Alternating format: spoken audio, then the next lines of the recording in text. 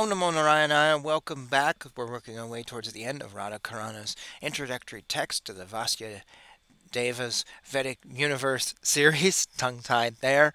If you're interested in the books, please reach out to me with a personal email.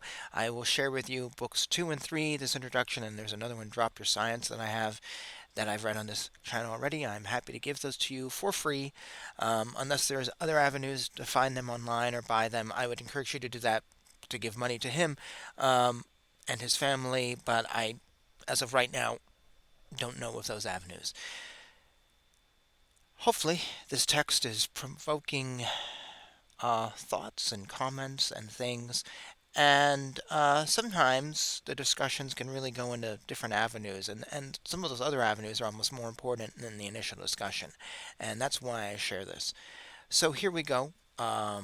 Next to the last video in this series, today's chapter is called Shastra is the Father. Devotees accept Shastra as the father and guide, as it represents the lowest form of entropy. It is a highly structured compilation of knowledge delivered by the Supreme Lord in his form as Vasudeva, and other perfected sages who join in giving their version of Bhagavatam and teachings on attaining perfection via devotional service. Association with purity gives purity, just as the iron rod associating with the fire becomes hot like fire.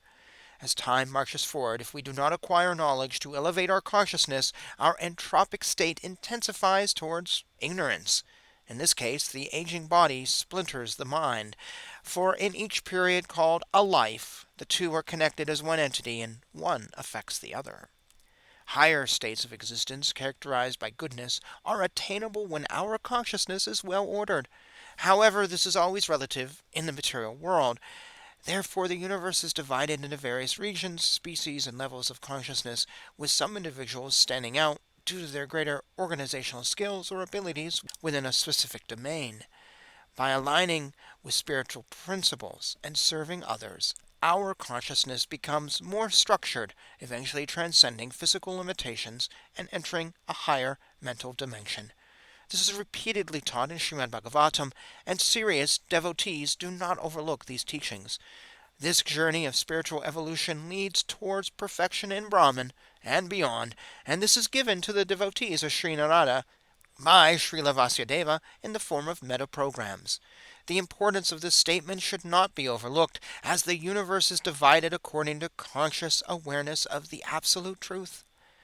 While I respect the intellect of devotee scientists, I question the compatibility of globular models with Shastric teachings.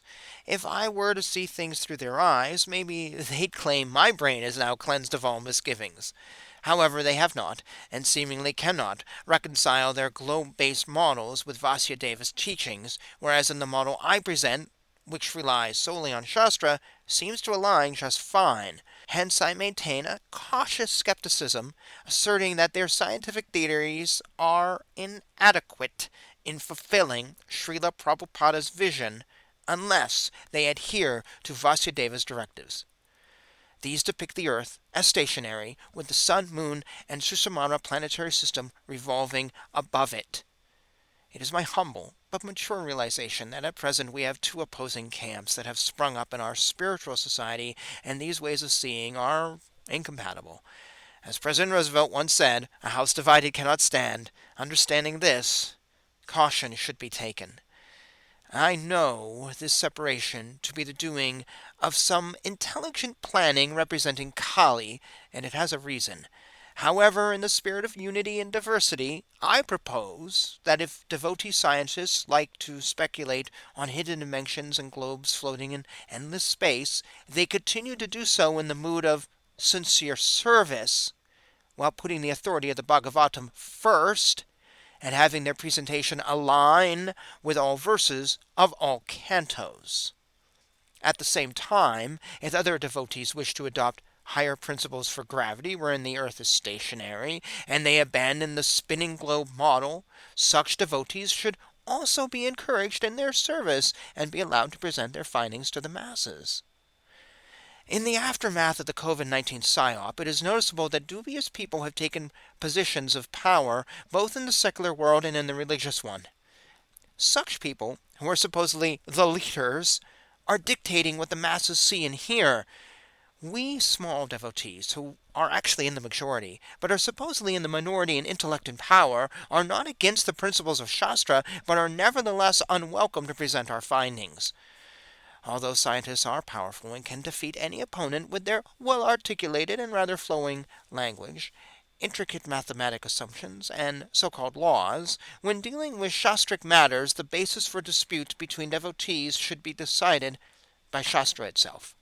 Man-made laws and composite photographs based on bewilderment, along with Machiavelli's teachings on ruling, are not the ultimate authority of truth. Srila Rupa Goswami explains that our faith may be rooted in worldly things or scripture. Indeed, as explained by Srila Jiva Goswami, because we are imbued with 4 defects, we cannot understand matters without following Shastra.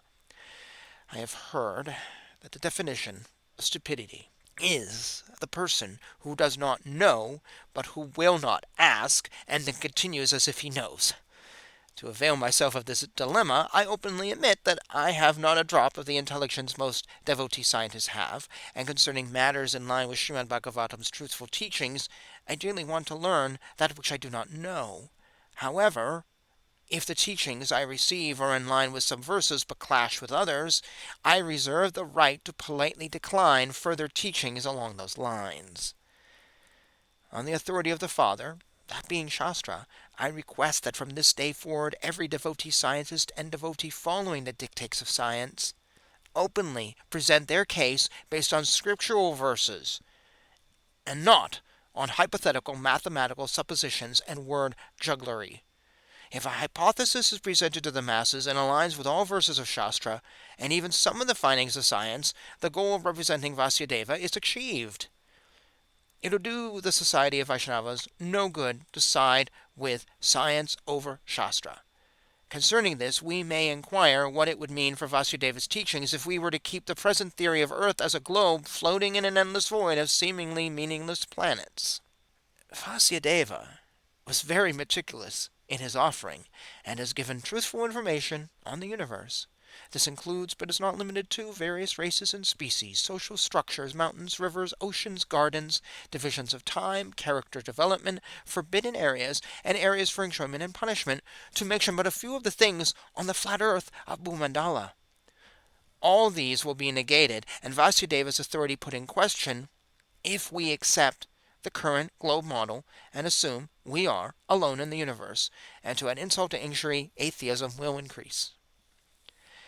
In Vasudeva's description of the universe, the characteristics of the people are greatly described in relation to Virat Rupa, and this aligns nicely with Moksha's principle for gravity. I therefore reject the globe earth model in favor of siding with Vasudeva, my spiritual master and eternal unquestionable hero. Now previously, Shadaputta Prabhu presented several models, interpreting Vasudeva's words using modern science's globe assumption for Earth. He admitted that his speculations did not align with Srimad Bhagavatam's verses, and concluded that further research must be carried out. Other devotees, following this premise, have met with the same fate, their assumptions clashing with some verses while aligning with others. The most recent stance I have heard from the authorities of the TOVP is that Earth is in a dimension all its own.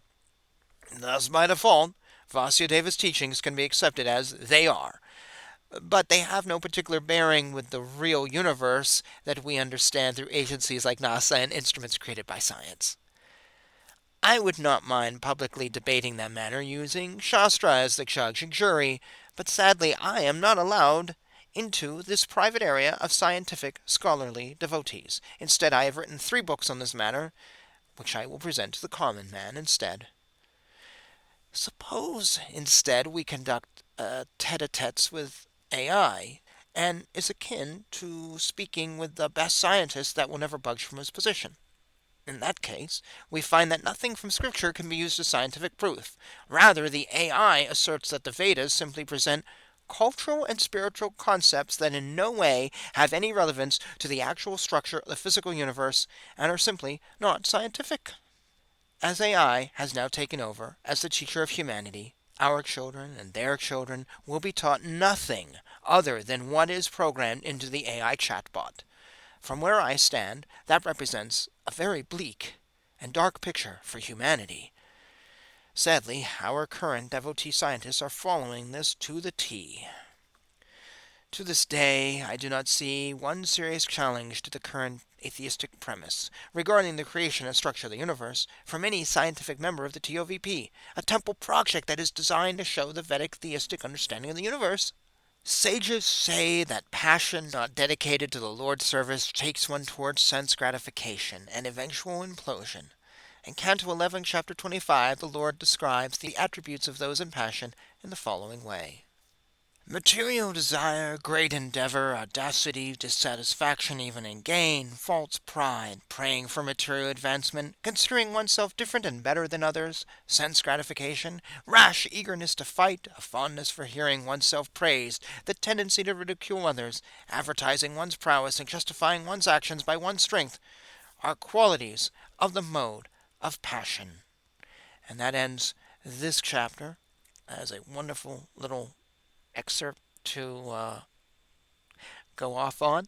So we have one more video after this. I hope you've enjoyed this. If you haven't already, check out my other book by Radha that I've recorded called Drop Your Science, which is the final book he put out before he went into hospice. And yeah, thank you for joining me in this journey. I hope it sparks some questions. Feel free to put those questions in the comments below in whatever form you're watching this in. Jai Shri Krishna.